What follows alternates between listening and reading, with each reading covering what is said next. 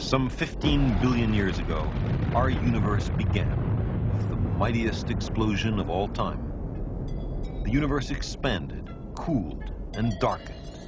Energy condensed into matter, mostly hydrogen atoms, and these atoms accumulated into vast clouds, rushing away from each other, that would one day become the galaxies.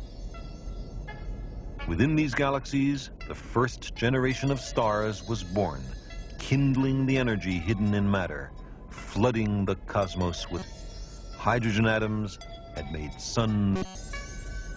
There were in those times no planets to receive the light and no living creatures to admire the radiance of the heavens.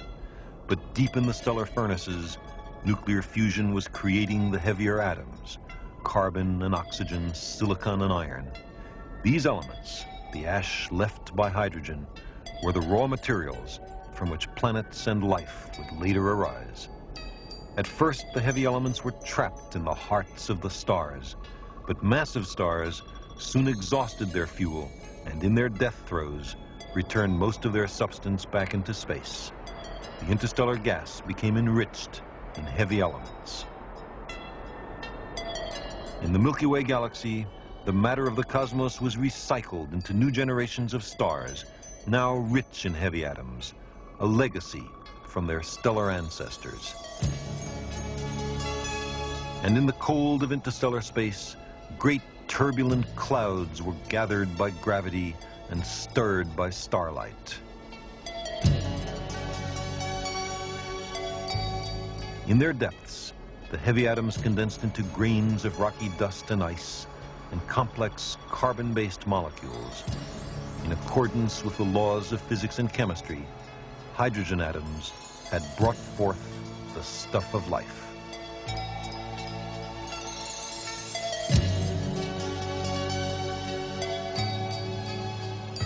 In other clouds, more massive aggregates of gas and dust formed later generations of stars. As new stars were formed, tiny condensations of matter accreted near them, inconspicuous motes of rock and metal, ice and gas that would become the planets. And on these worlds, as in interstellar clouds, organic molecules formed, made of atoms that had been cooked inside the stars. In the tide pools and oceans of many worlds, molecules were destroyed by sunlight and assembled by chemistry.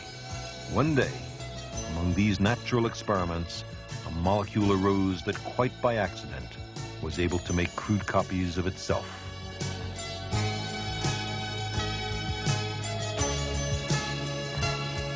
As time passed, self-replication became more accurate. Those molecules that copied better produced more copies. Natural selection was underway. Elaborate molecular machines had evolved.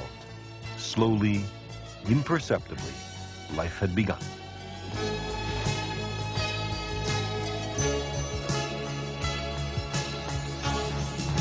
Collectives of organic molecules evolved into one-celled organisms. These produced multi-celled colonies. Their various parts became specialized organs. Some colonies attached themselves to the sea floor. Others swam freely. Eyes evolved, and now the cosmos could see. Living things moved on to colonize the land.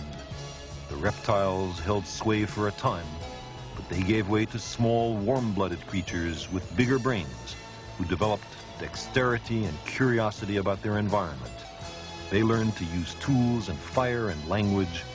Star stuff, the ash of stellar alchemy, had emerged into consciousness.